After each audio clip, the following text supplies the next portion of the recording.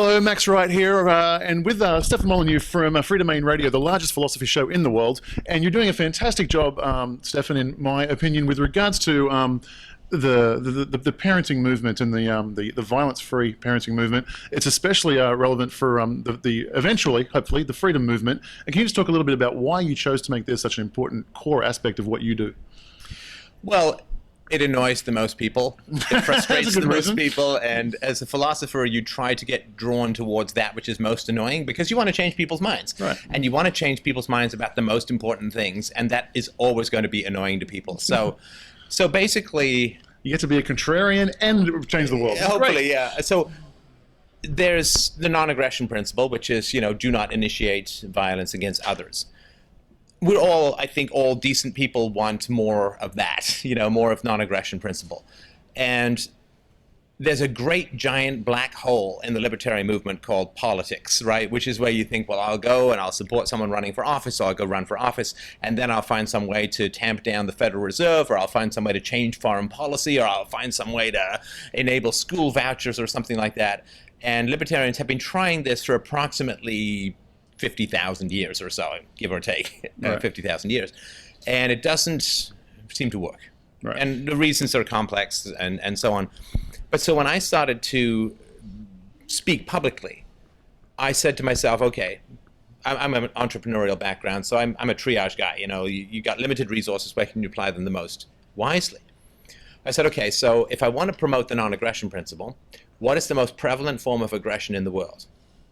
It's spanking. Right. We're not soldiers, most of us. We're not cops. We're not prison guards. We're not, any of those. We don't make decisions about wars or anything like that. We don't on the board of the Federal Reserve, counterfeiting and stealing and so on. So spanking in America, 80 to 90% of parents still spank their kids. Other places in the world, it's a little lower. In Canada, it's still legal to hit your children from the ages of 2 to 12. It's the only class of humanity that you can hit. You cannot hit mentally challenged people. You cannot hit people in wheelchairs. You cannot hit people who have Alzheimer's, but you can hit children.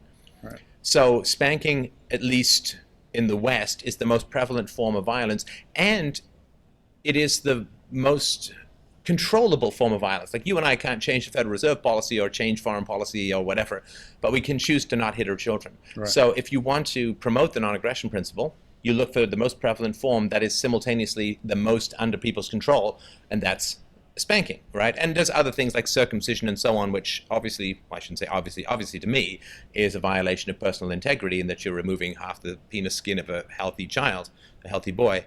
So, and now studies are coming out that say that yelling at children has almost identical effects to spanking. It's verbal abuse, right? And so promoting a peaceful solution to the complex problems of parenting is the best way, I think, to advance the non-aggression principle, because it's the most prevalent and it's the most under our control. Right. Now, the ramifications that, we'll get to that in a second, because I think they're quite profound, as you explain eloquently often. I want to talk about, you've got a great series called The Bomb in the Brain, available on your YouTube channel and on your podcast channel. Can you just sum that up a little bit for us and talk Sure. about the science behind the consequences of this kind of abuse, verbal and physical? Right. Yeah, so for people who want to check it out, it's fdrurl.com/BIB for Bomb in the Brain. So Kaiser Permanente has a huge study that's going on under Dr. Vincent Felitti, who's actually been on the show talking about it. It's been going on for many decades, and they are interested in keeping insurance costs for health low. So they asked people a whole bunch of questions about childhood, and they tracked their health. They weren't predicting this, they didn't expect it, but what came out of many thousands of people answering these questions, and of course the objective medical outcomes, is they found that childhood stress was highly correlated to adult physical, emotional, and mental health issues. Right. So for instance, 48% increased chance of cancer if you've gone through significant childhood stressors. And they have something called the Adverse Childhood Experiences Study, or the ACE study, which is, I think, 12 questions. Were your parents on drugs? Were you beaten? Do you member of a family with mental illness? Did you witness violence between your parents? And there's a whole series of questions, and I really, encourage people to go and take the test. Yeah, it's a fantastic test. Yeah, and ischemic heart disease, and smoking, alcoholism, addiction because of promiscuity, teen pregnancy, criminality, almost every dysfunction that you can imagine is highly correlated with adverse childhood experiences. So when parents are aggressive towards their children, they are setting them up for a much higher likelihood of significant dysfunction as adults. And you're also changing their genetics, right? So when I was a kid, these are your genes. The sperm met the egg, they had a party, and there you were. Your genes are like stone. But now this is no longer accepted because it's not true. The nature-nurture argument. Well, so yeah, because it's neither nor, right? I mean, because your genes are switched on and off by experience. This happens even as adults, but for children, it's particularly strong, right? So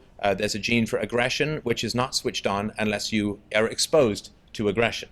Right. So what happens is some people say, well, this person has this gene for aggression and that's why they're aggressive, but that's not the answer. The answer is that the genes are latent or unactivated for a lot of these things until such time as you end up with aggression or violence or instability or neglect. It's a huge problem with kids.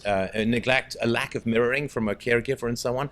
Huge problems for children. And it's so tragic because a lot of parents, of course, want to do right by their kids. They take them to the dentist, they take them to Little League, they help them with their homework and so on.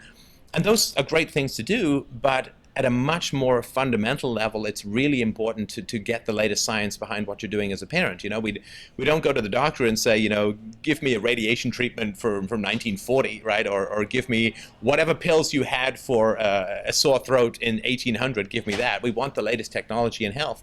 We need that in parenting. And the lifelong, and we've only talked about really genetics and emotional issues and stressors in the body.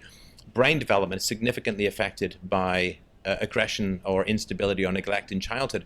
So the first thing to do is forget about the dentist, forget about any of that stuff. The first thing to do is make that commitment as a parent to not aggress against your children, to not use size and strength and power, but to use gentleness and reasoning. Children are capable of moral reasoning at 14 months of age. And you can look at Alison Gopnik's book, The Philosophical Baby, for more on this. They're capable of mathematical reasoning at the age of 7 months. We vastly underestimate it because they can't talk. We think that there are these blobs that can't be reasoned with until, I think the Catholic Church has the age of 7 or something. Way earlier than that, you can start. I was negotiating with my daughter before she was 2 years old. And all of this can work really well. But it's really important to make that commitment. And I just wanted to, sorry, it's a long answer, but I just wanted to mention that the disaster scenarios that parents have, like I have to spank the hand because he's reaching for a hot stove, a hot pot of boiling water on the stove, or it's going to stick a fork in an electrical outlet. These can all be dealt with proactively. You keep your kids out of the kitchen, you put the boiler on the back burner, you child-proof your home and so on. A failure to maintain or create a safe environment for your children is not an excuse to hit your children, right? That's your failure as a parent. They should not be punished for that. But that's only going to come out of that true commitment to nonviolence. And we have that we don't say, well, I'm going to try not to hit my wife too much. Right. I can keep that to a minimum. And this occurs for things like timeouts and so on. And again, I know I'm taking away all the tools that people feel they need for parenting. What do you mean I can't yell? I can't have a timeout. I can't hit and so on. Try it, see what creativity comes up when you don't have size and power in your corner, because all you're teaching your child basically is might makes right. Right, there's a lot of things. I'm going to try and remember all the points I'm so sorry. to talk about. Sorry about that. Avalanche of words, which you do very well. I wanted to comment on the beauty of the human system, which you just described in that. It sounds like there is a suite of tools inside our genetics ready to be activated to deal with incredible situations. Yeah. And so whereas we know like aggression and violence, not something that we particularly want or go for, but in the right circumstances, it's an important defense mechanism to be able to aggress and get people away when they're aggressing against you. And so it's interesting that the body's that amazing, that has everything. We want to be cautious and cognizant about what we activate, what we overstimulate. And you are teaching the brain and the body and the genetics from the moment of conception what kind of environment it's going to be born into. Yeah. Right. So let's just say you're going to have a baby boy, right?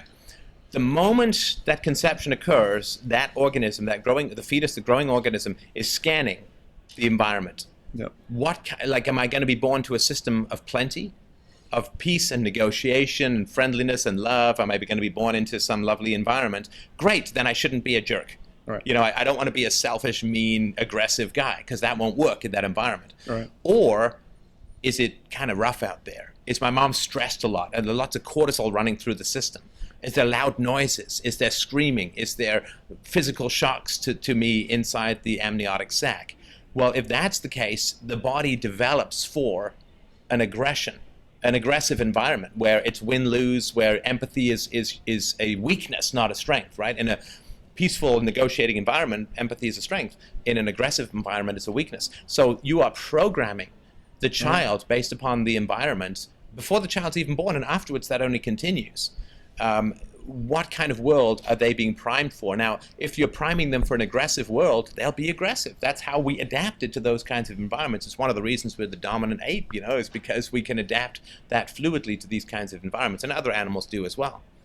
And so, yeah, from the moment of deciding to have a child before you even have conception, you need to have a peaceful and calm environment. You need to speak gently. I was talking to my daughter from the age of 2 weeks old in a very gentle tone. We didn't even play loud music or, movies with lots of guns and bombs, because those send shockwaves to the baby. And you are creating that baby like a potter with a clay from the moment of conception. And you get such a better baby if you have a sort of peaceful approach to it. And I really want to talk about that in a minute, because the benefits to parents, I think, long term of investing this time, investing this energy is significant. We'll get to that in a second. I want to come back.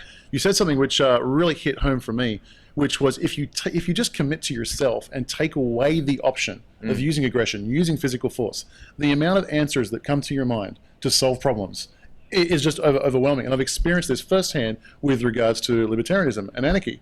If you just, it's so easy. We're trained. We go to government schools. We're raised in a very regulatory environment, and there's a problem like environment or whatever, bad people, murderers. How do you solve that? Immediately your answer is, well, they should make a law or something like that. Yeah. As soon as you subscribe to the non-aggression principle and take that away from yourself, you're now free to think of, well, how else can you solve it? And in my experience, so when I went through that journey, it was actually a very short time frame. It took about 6 months to 12 months. Good and for you. All of a sudden, yeah. all of these answers just like popped off it was just obvious. Yeah. Well, it's like, how do you build it's obvious. You could do that, you could do that, you can do that. All these answers spring to mind. And that, I think, I would imagine when the time comes for me and I have children, if I make that commitment to not use force, to not use violence, no yelling, all that kind of stuff, but to negotiate, and to prepare and plan and do things like that, I think they will just be flooded with ideas about how I can create that environment. So now let's talk about the benefits of that, and I think you talk about that very, very well.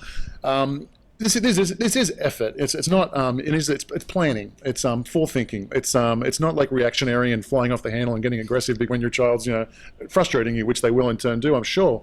So when you make this commitment and put in that effort, what benefits have you seen? How old is your daughter now? She's 5.5. 5.5. What kind of benefits are you seeing now, and what kind of benefits are you expecting to see in the future? And what do you think the ROI to make a very economic argument for peaceful parenting? Yeah. Well, obviously, if I sell her for parts on the black market, I'm getting a huge amount of money. She's a real delight to spend time with. The benefit is we like each other, and that sounds like she really, I called her last night and she gave the iPad that the mom has a big hug and a kiss and all that. She misses me and I miss her too. So, just enjoying each other's company. It's really kind of shocking, given what a huge investment children are, how many parents don't really seem to enjoy parenting very much. Right. If you look at a list of moms, they've asked moms, what do you like to do? And 12th or 13th on the list is spend time with my children, right above root canal and I don't know, whatever else they're saying, right? But a lot of people don't really enjoy parenting that much. Partly it's because they're working all day and it's got to cram a lot into a small amount of time at the end of the day.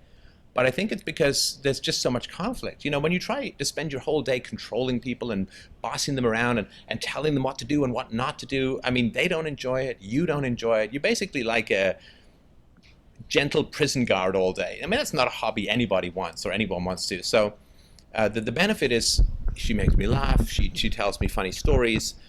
She's very curious about the world. And I get the really delightful challenge of trying to explain things like a resource-based economy to a 4 or 5-year-old, which is exciting and a really cool thing to talk about. She also asked me about my show, what did you talk about, and trying to find ways to explain all of that. And she really has smart things to say. So she's a delight to spend time with. I miss her. I look forward to spending time with her when we have an afternoon or evening together. It's fantastic. So that's that basic pleasure. We maybe have conflicts once a week or two. And I'm not, it's not even big conflicts, like any conflicts. Yeah. And maybe once every couple of months we'll have a significant conflict where we really need to sit down and talk about something.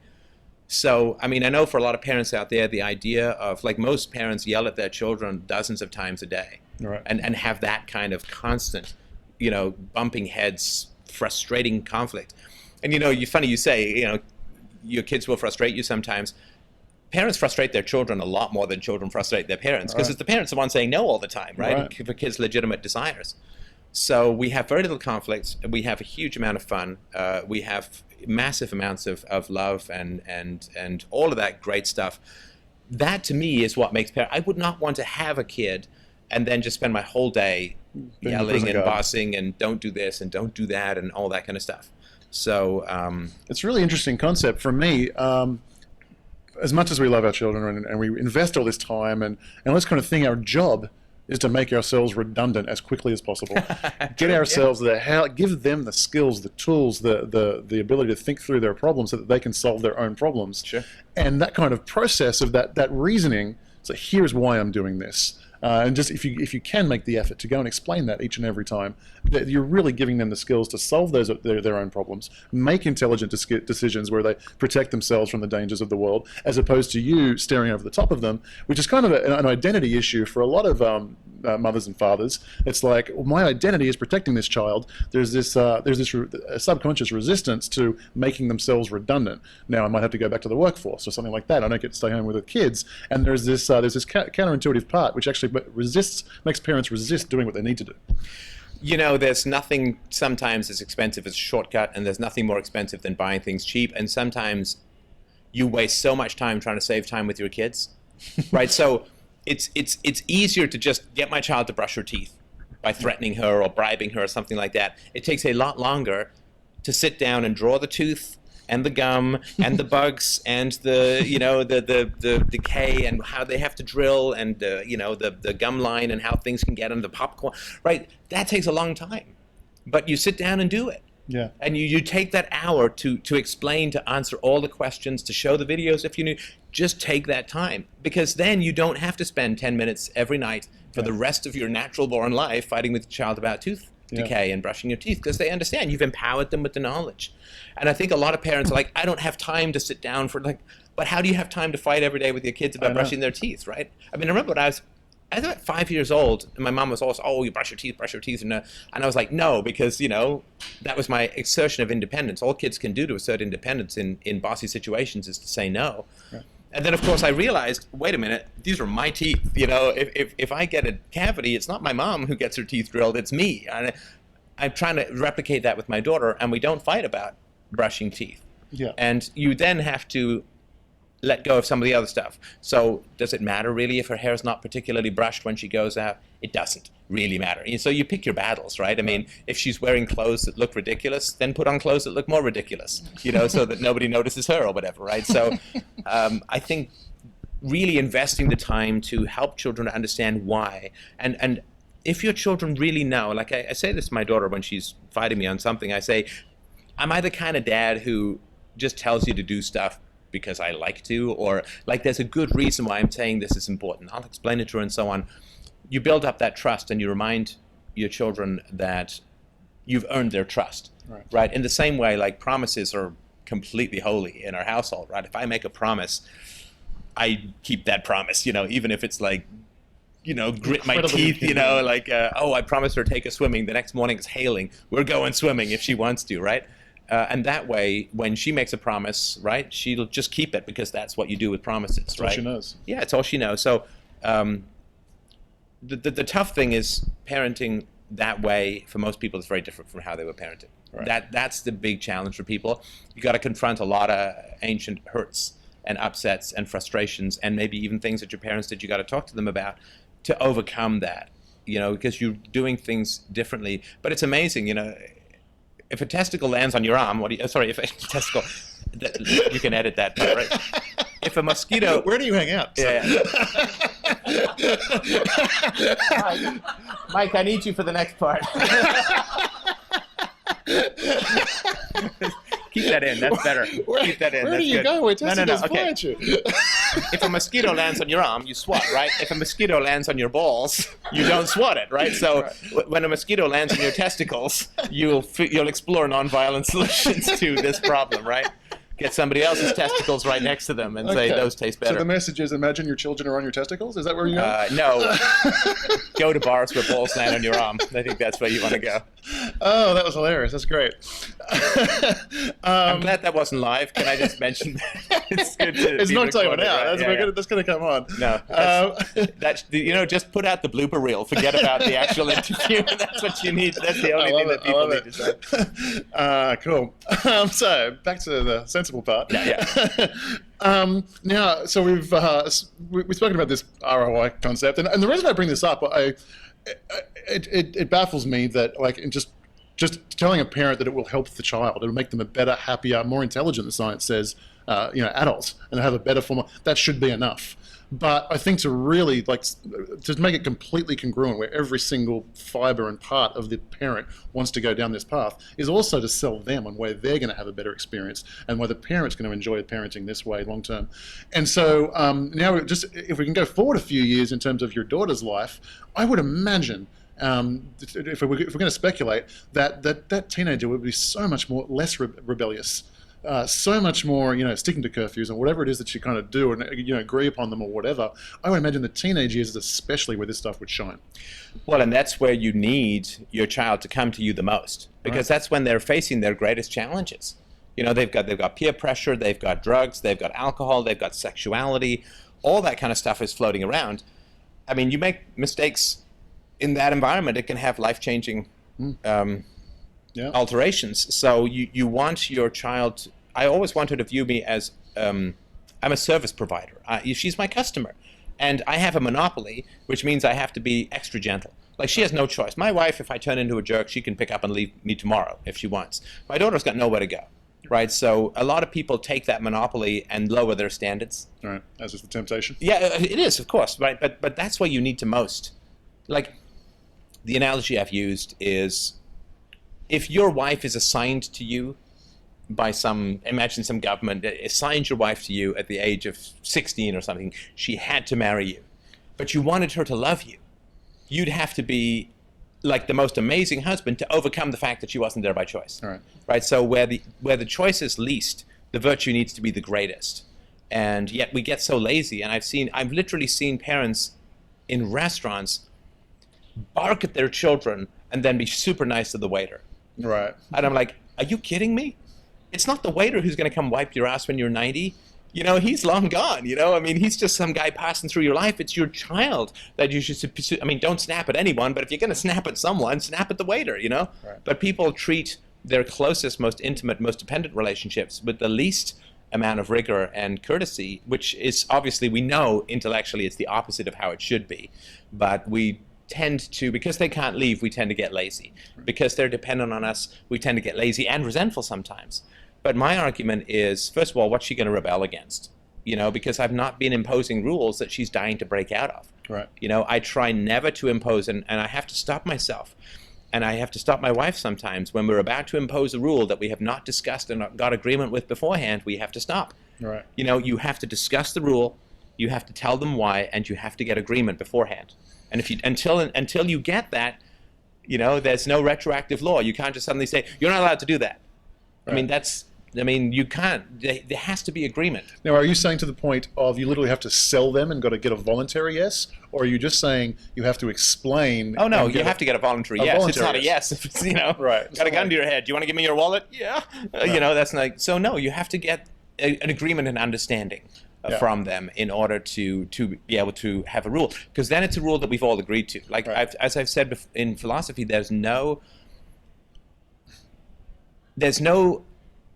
unspoken positive obligations, right? Like, nobody can impose a contract on you against your will, isn't that way? I can't go and buy a car and send you the bill. That's illegal, right? My daughter has no obligation to obey me. She has no obligation to respect me at all. Yeah. In fact, she should be most skeptical of her relationship with me because it's involuntary. Right. Right? So I have to make a case to the point where she's going to understand it and accept it. And then I'm not imposing a rule on her. I'm reminding her of a rule that she has agreed to. Right. And it's open to renegotiation if she changes her mind, right? But But as I say to her, you can't just say, like, you can't agree to a rule, which I've explained and which I stick to as well, and I've explained why. And then you can't tomorrow just come and say, I'm not doing it, right? Because we have an agreement, right? Yeah. And so, but she can renegotiate at any time. Now, what you said, I'm sure, just like struck fear in the hearts of parents. Excellent. What if you are trying to explain to the benefits of brushing your teeth to your child, and they're not buying onto that, mum and dad, and they want to go 6 months without brushing their teeth? Then you've got to explain it better. Yeah, it's just that. And I'm sorry. That's your job. I mean, you've got to explain it better. Find a different way of doing it. Find some way that they will understand. Kids naturally, they can't see over the horizon to consequences. I mean, their brains are young. I mean, obviously, right? Yeah, they don't. But you can explain it to them. And so they have the logic to foresee over the horizon. They haven't got the experience to see over the horizon. Yeah, you can provide that. But sometimes even the logic. Nobody likes to brush their teeth, right? I mean, you just do it because the bugs live in your mouth, and we like to eat sugar. So, you can say, look, if you're not going to brush your teeth, I can't give you sugar, right? Because that's just going to end up with you having a really bad time at the dentist, right?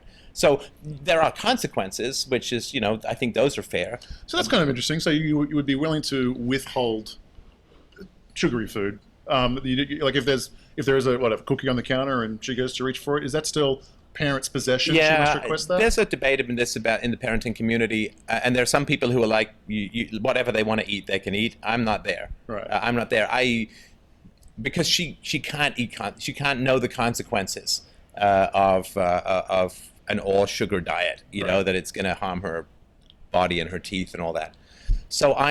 But we negotiate, right? So, if you want this, it's pretty standard, have some vegetables, have a piece of quiche, and then we can enjoy this, right? And I model that behavior too. Like, I don't eat the cookie on the counter either and then say, blah, blah, blah, eat the cookie, right? Yeah. So, and there's a little bit of conflict about that. I mean, she's a sugar hound, which is exactly what she should be. Right. I mean, kids, they need calories because you never know when they're not going to be sugar around, so they want to hoard like we all do. I mean, like, we all have a relationship with food that's sometimes complicated, right? So...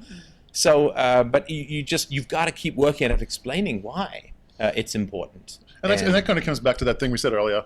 If it seems like a chore and it seems whatever, and you might not be able to see the compelling argument that's going to get their agreement now. But if you commit to yourself to take the option off the table of using force, those answers will come. You will figure it out. Yeah, and you can say, look, I'm too busy to brush my teeth. I don't have 5 minutes a day to brush my teeth. It's like, well, then how are you going to have 2 hours in 3 months to go to the dentist and have a root canal? Right. Like, it's literally that fundamental, right? Take the time to explain it. It's like, pay me now or pay me later. Right. And rather than having constant conflicts which revolve around power and imposition and control and bullying and punishment, just take the time to invest in having your child understand the why, and then you're done. Like, right. We don't fight about teeth brushing, and we haven't for years, because I just took that time to really explain it. And that's another aspect of that. I'm sure if parents at home with like a rebellious teenager, they're rolling their eyes saying this is absolutely ridiculous. And at that point, it is very, very difficult. But if you do this from the beginning, it's if you smoke for 20 years, don't expect to become a long distance runner. Right. You kind of missed the boat on that. And I'm no expert on how to fix that, but therapy and all of that, I think, is very important for families facing that. But apologizing too, of course, right? I mean, what's most important to me is that I provide value to my daughter, right? And you have to think of that as a parent. And I've said to my daughter, I said, I try to parent like if you could choose any dad in the world, that you would choose me. Right? Any dad in the world to do anything. You need to think of that as a parent. You are the sole provider, but your kids are going to grow up and have choices. They may come see you, they may not. They just passed a law in China forcing people to call their parents. Really? Because they're not, Chinese parents are pretty brutal for the most part, and maybe the kids are not that happy with how they were raised. But my daughter's going to have that choice. She's going to, grow up and go out into the world, and she can never call me again. There's no law compelling her to, right? Right. And so I need to act like if she could choose any dad, she would choose me. That means every day asking her what worked for you in today, what didn't, what would you like to change tomorrow. I get a customer survey from my local pizza place. Why not do that with your kids? What works and what doesn't? I mean, you are a service provider. If I provide value to her, then when she's a teenager and she's facing the natural challenges of being a teenager, I want her to come to me and talk to me. And I'm not going to tell her what to do, but I'm certainly going to tell her my experiences or what my thoughts are and so on. Keep those lines of communications open, But to do that, you have to be inviting, right? You have to be someone who has been of value to them in the past, right? Like, oh, my tooth hurts, I'll go see the dentist, right? I mean, because they're of value and they've been of value in the past. I have a problem, I'll talk to my dad. He's usually got something very useful to say. He spent a decade giving which is excellent not advice. which is not like do this, don't do this, which is not helpful to anyone. I mean, when you tell your children what to do, they're not going to learn how to internalize those values. All they're going to learn is how to obey people with more power. And we don't want that. There's enough people like that in the world already. And that kind of brings us to where I want to wrap it up with this is, so the benefits of this kind of parenting are immediate and felt by the parent, but the consequences in the environment and globally are significant. There's been some research done on that, which I think can you kind of mention that, how it brings us into the world of libertarianism and how that would affect us politically? Sure. Well, I mean, empathy is the most important resource we have as a species. Empathy is, of course, the understanding of how somebody else feels in a very deep and important way. It doesn't always mean sympathy, right? I mean, if some guy's running at me with a chainsaw, I empathize with his desire to do me harm, or maybe he thinks I'm a tree or something. But empathy is very important. My daughter has never been aggressive to anyone else. It doesn't mean that she's not assertive. She's very assertive, right? So some kid grabbed one of her crayons once. It was a younger kid. And she said, "Excuse me, I would like that crayon back. That is not right." Right? And she stood her ground. She's not a pushover at all. But she didn't, grab that kid candy. Like, she just used her words. And I didn't teach her to do that. Let's go through the drill. If some kid takes your crayon, right, here's what you do. It's just that she knew to be assertive and she knew to not be aggressive. Yeah, cool. Now, if that's how people are, imagine what a different world we'd be living in. She's not going to be a criminal. She's not going to be a drug addict. She's not going to be a teen pregnancy person. She's not going to be a heavy smoker. She's not. Statistically, the odds of that happening are so insignificant as to be, she could get hit by an asteroid, but we're not taking insurance out on that probability, right? So if we have that world where there are no criminals, where people negotiate, and where people are very good at identifying bad people. I mean, she sees a problematic kid. She's not. We think somehow if we don't expose our kids to bad things, that they'll be, Pollyannas tripping through, Nazi death camps, not seeing anything bad, right? But because it's sort of like, just if you only speak English, if somebody starts speaking Mandarin, that's something quite different, right? I was like, whoa, what the hell? What is that, right? So when we have these kinds of peaceful, positive interactions, if she sees some mean kid, she's like, whoa, that's different. She's very aware of it. So if we have the ability to identify dysfunction, if we're peaceful, if we're non-criminals, if we're negotiating, I mean, what need do we have for this giant military, the prison industrial complex, the state perhaps itself?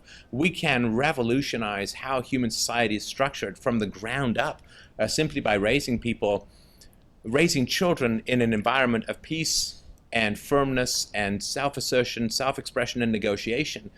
People use violence because they have run out of words. People use violence because they don't know any other way to get their needs met. People steal because they don't believe in the power of themselves to earn or to get charity or whatever. And if they are confident of their ability to successfully negotiate adult relationships, they won't need to turn to crime or to politics to get unfair advantages in business or whatever. And it's double-sided. So in addition to not needing to participate in the violence, it also it's very obvious to you when the violence is taking place. Whereas, so speaking to somebody who was grown up in that world, and I was a victim of public school education and coming through all that, but it took a long time to train me out of the fact that, well, hang on, no, the government's sending around men with guns, that's violence. Like, sure. I didn't believe it was violence for some time. Well, you bonded with the government. Exactly. That's what we do. We're like, the ducks that follow the balloon in those experiments. We bond with whoever raises us. Government raises us, so the government must be good. I mean, otherwise our parents put us in the tender mercies of like crazy people with guns.